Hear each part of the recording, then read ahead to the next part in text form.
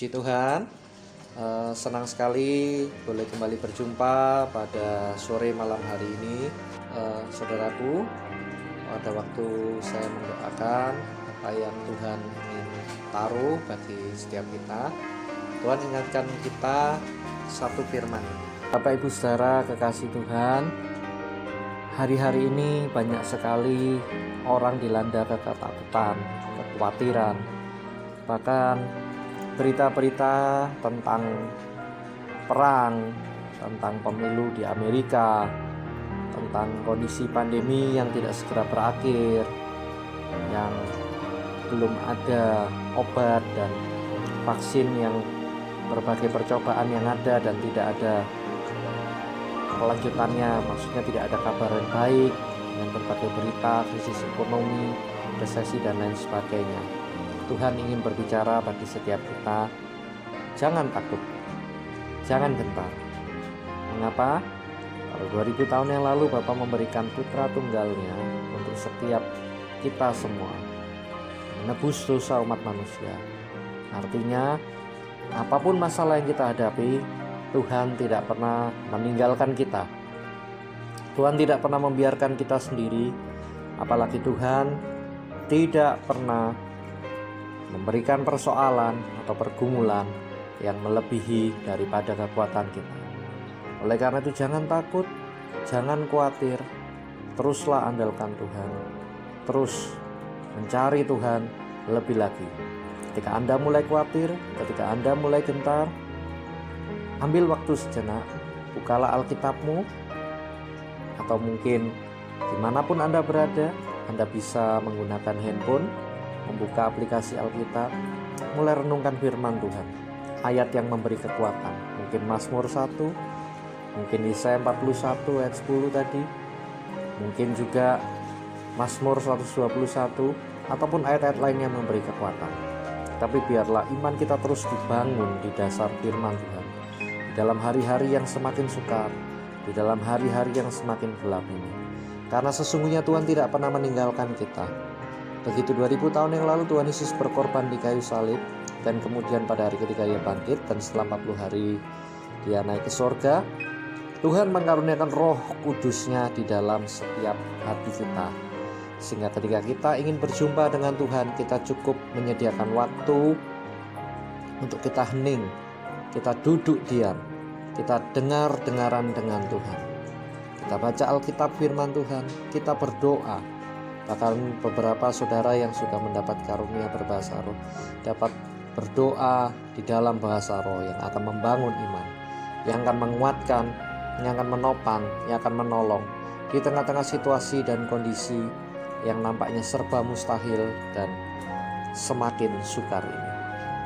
Bapak Ibu Saudara kekasih Tuhan, tema yang diberikan pada saya pada malam hari ini adalah Tuhan pengendali hidup.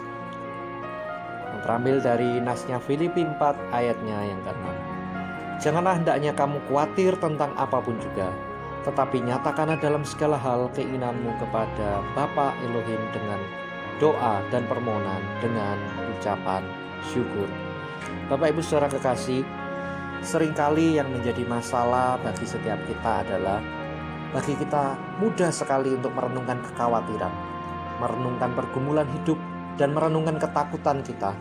Dan itu seringkali berlangsung otomatis. Tetapi di saat bersamaan ketika kita diminta oleh Tuhan untuk merenungkan firman, merenungkan janji-janjinya, seringkali kita mengalami kesusahan. Kita beralasan dengan diri kita, saya gak ada lagi waktu untuk membaca firman Tuhan. Karena sekarang, kalau dulu dengan hanya satu pekerjaan saya bisa mencukupi kebutuhan keluarga, saya harus bekerja siang dan malam, 2 shift pekerjaan langsung untuk mencukupkan kebutuhan itu. Mungkin ada ibu-ibu yang mengatakan, saya sekarang tidak ada waktu untuk membaca Alkitab karena saya harus mendidik anak-anak di rumah. Selain saya harus memasak, melakukan pekerjaan-pekerjaan rumah, saya sekarang juga harus mendidik anak di rumah karena sekolah daring. Dan mungkin yang pelajar mahasiswa berkata, tugas semakin menumpuk. Dengan adanya kuliah yang daring ini, waktu saya kurang, 24 jam itu kurang, sehingga saya tidak bisa membaca Alkitab.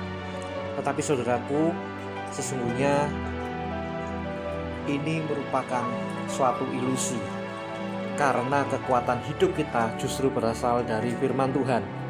Ketika seumpama seorang manusia terus bekerja tapi lupa untuk makan, maka pastilah tubuhnya akan semakin lemah, dan lama-lama penyakit itu yang akan menguasai hidupnya. Mengapa? Karena tidak ada asupan gizi, tidak ada kekuatan bagi jasmaninya. Demikian juga roh kita. Firman Tuhan, Alkitab, firman Tuhan Yesus Kristus itu adalah kekuatan bagi hidup setiap kita. Waktu kita meninggalkan firman Tuhan, waktu kita meninggalkan firman iman, maka iman kita tidak bangkit. Dan tidak mungkin ada karya Tuhan, tidak mungkin ada kuasa Tuhan, tidak mungkin ada urapan Tuhan. Karena kita sudah meninggalkan firman Tuhan yang adalah sumber hidup manusia. Tuhan Yesus pernah berkata, manusia hidup bukan dari roti saja, tapi dari setiap firman yang keluar dari mulut Bapa. Artinya apa? Saat kita menerima firman dan firman itu jadi hidup di dalam kehidupan setiap kita, maka bukan sekedar slogan kosong, tetapi benar ketika firman itu masuk dalam roh jiwa tubuh kita, yang sakit disembuhkan, yang terikat dilepaskan, yang berbeban berat terima damai sejahtera sukacita. Bahkan yang di dalam masalah pergumulan, firman itu akan berbicara, firman itu akan menuntun dan mengarahkan hikmat itu keluar. Tinggal kita mau nurut enggak. Ketika kita mau nurut, ada solusi. Bahkan lebih daripada itu, ketika firman itu dibiarkan berkuasa penuh di dalam kehidupan kita, akhirnya setiap keputusan kita, setiap apa yang akan kita ambil, apa yang kita lakukan, firman itu yang kita turuti, yang kita dengarkan, dan bukan suara dari dunia. Dan Tuhan Yesus dengan gagah berani mengatakan, ya Bapa, biarlah bukan kehendakku, tetapi kehendak-Mu yang jadi. Dan kita lihat bersama, Tuhan Yesus dengan gagah berani menghadapi salib.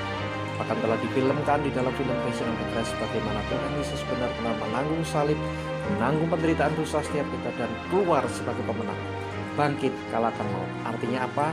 Ketika kita taat pada firman Tuhan, maka kekuatan sorgawi itu melingkupi kita, sehingga apapun yang kita hadapi dalam kehidupan ini tidak mungkin kita kalah, bahkan kita keluar sebagai lebih dari pemenang.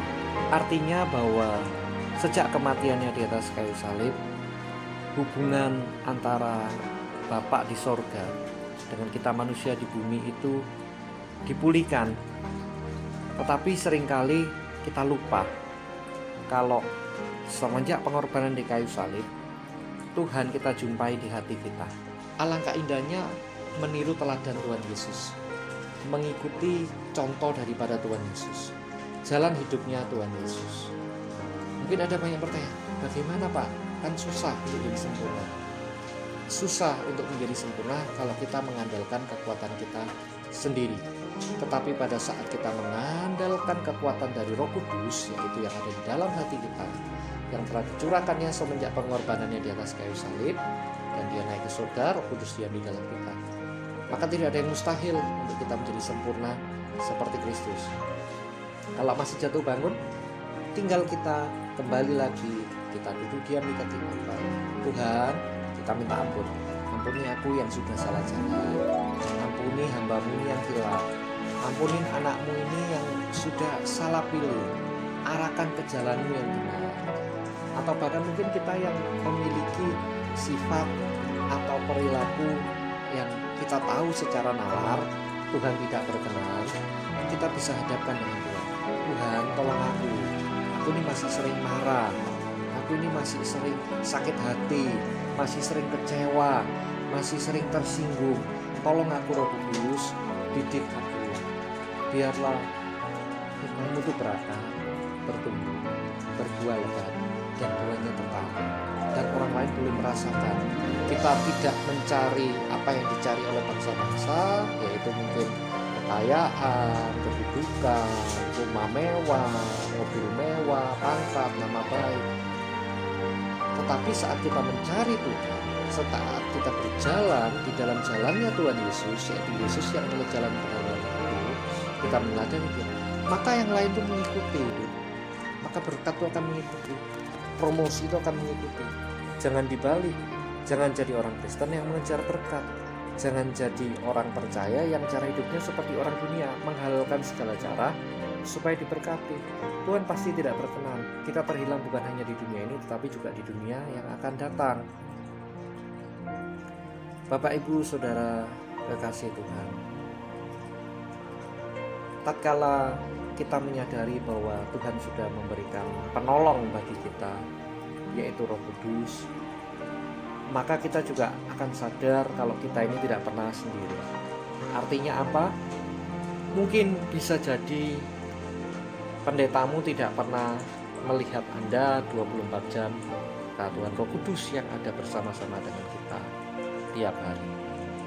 Karena Tuhan Yesus tahu bahwa manusia tidak akan bertahan melalui hidup ini dengan baik tanpa penolong, karena manusia demikian lemah, sehingga selalu memerlukan pimpinan dan tuntunan Tuhan. Maka akan sangat indah ketika kita mempunyai hubungan yang baik dengan Roh Kudus, yang tentunya berdampak membawa hidup kita dari kemenangan kepada kemenangan. Bapa, kami bersyukur, kami berterima kasih buat kasih karunia-Mu, buat lawatan-Mu yang tidak pernah meninggalkan setiap kami. Kami percaya bahwa Engkau melawat setiap anak-anak-Mu di rumahnya masing-masing, bahwa tangan-Mu tidak kurang panjang untuk menolong setiap kami.